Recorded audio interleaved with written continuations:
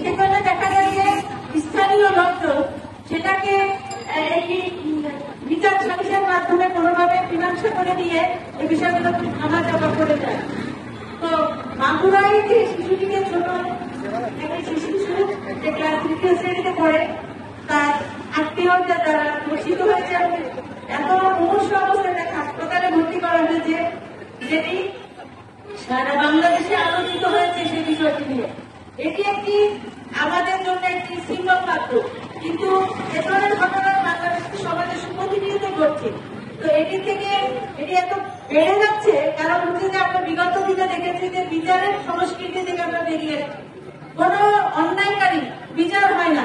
তারা বিভিন্ন ধরনের তাদের নেতা কর্মী যারা ক্ষমতায় থাকে, ক্ষমতার কাছাকাছি তাদের মাধ্যমে অথবা তারা টাকা পয়সা দিয়ে অথবা গ্রাম্য সালিসের মাধ্যমে অথবা কাউকে ভয় দেখিয়ে এই ধরনের বিচার কার্য থেকে তাদেরকে মানে বাইরে রাখা হয়েছে।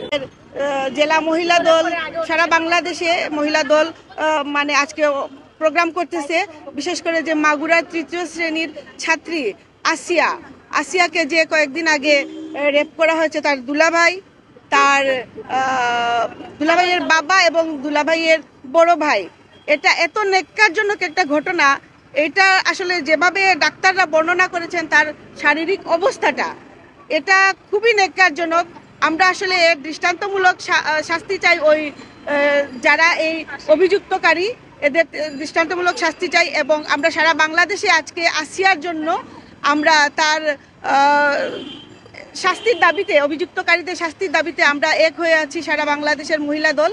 আমরা চাই তাদের দৃষ্টান্তমূলক শাস্তি হোক। আপনার 12 বছর 13 বছরের নিচের বাচ্চারা, তাদেরকে যেন স্কুলে শেখানো হয় যে কিভাবে নিজেকে প্রোটেক্ট করতে হয়, বা ব্যাক টাচ গুড টাচ বলতে আমরা যেটা জানি ওইটা যেন শেখানো হয়। আর আমি মাদেরকে বলবো যে ওনারা যেন কখনোই নিজের সন্তানের প্রতি হওয়া অন্যায়কে প্রশ্রয় না দেন, এবং ওনারা যেন সবাইকে বলেন, ওনার ফ্যামিলি থেকে যদি কেউ এরকম করে তাহলে যেন এটার প্রতিবাদ করেন এবং সবাইকে বলেন যে এটা হয়েছে। আমি চাই যে সব মারা সোচ্চার হোক, এবং মারা যদি সোচ্চার হয় তাহলে নিশ্চিত আমরা এই জিনিস থেকে বের হয়ে আসতে পারবো। আর আমি চাই যে, আমরা দেখেছি বাংলাদেশে অনেক আইন হয়েছে, পরিবর্তন হয়েছে, আমি চাই আমরা জীবিত থাকা অবস্থায় ফাঁসি দেখতে চাই। আর শুধু যারা ধর্ষণ করে বা ওদের না, যারা ওনাদেরকে সাহায্য করেন আইনতভাবে, ওনাদেরকেও যেন সাজা দেওয়া হয়।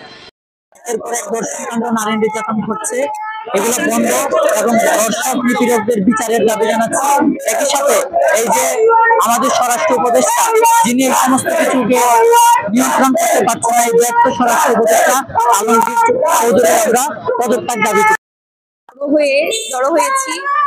বর্তমানে যে আমাদের দেশের সারা দেশে যে নারী নির্যাতন এবং ধর্ষণের কাণ্ড ঘটে গেছে, সেটার প্রতিবাদে আজকে আমরা এখানে সমবেত হয়েছি এবং আমাদের অবস্থান কর্মসূচি চলছে। এবং এই যে সারা দেশে নারী নির্যাতন সহ এই যে দেশের সার্বিক পরিস্থিতি রক্ষার যে দায়িত্বটা জাহাঙ্গীরের মানে এখানে স্বরাষ্ট্র ছিল, আমরা বলতে চাচ্ছি যে উনি এই দায়িত্ব পালনে অপারগ হয়েছেন, এবং সেই জায়গা থেকে আমরা ওনার পদত্যাগ দাবি করছি।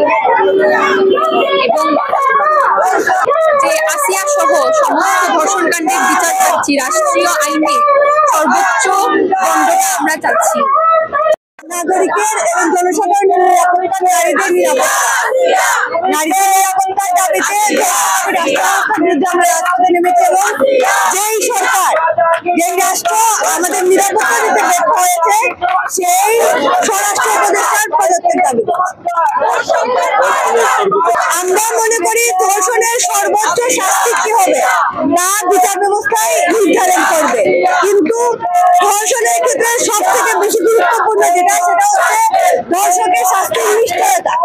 যে শাস্তি হবে এই নিশ্চয়তাটুকু শাস্তির পরিমাণের চেয়ে অনেক বেশি গুরুত্বপূর্ণ। আমাদের দাবি যে বিশেষ ট্রাইব্যুনাল গঠন করে আরো অনেক বেশি সংবেদনশীল ভাবে এবং দ্রুত ধর্ষণের বিচার করতে হবে।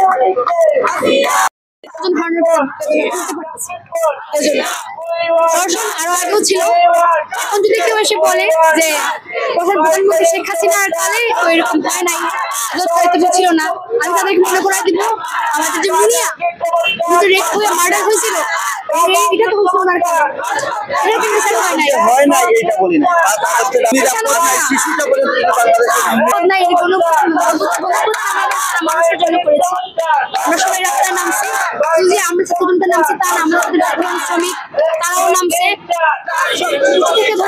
সবাই নামছে রাস্তায়, তবে সম্মিলিত হয়ে এটা করছে।